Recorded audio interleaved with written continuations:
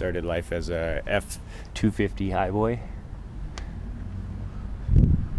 Built my own custom shock hoops, welded in steel plate to the cab mount. It's all one piece, re-bolted. Comes over. This is welded on both sides and bolted through. Just looks like it's clamping. I thought it was a neat effect.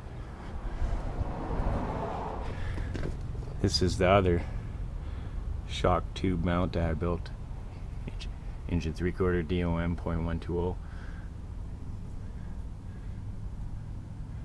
Converted steering, 78, 79 integral steering box.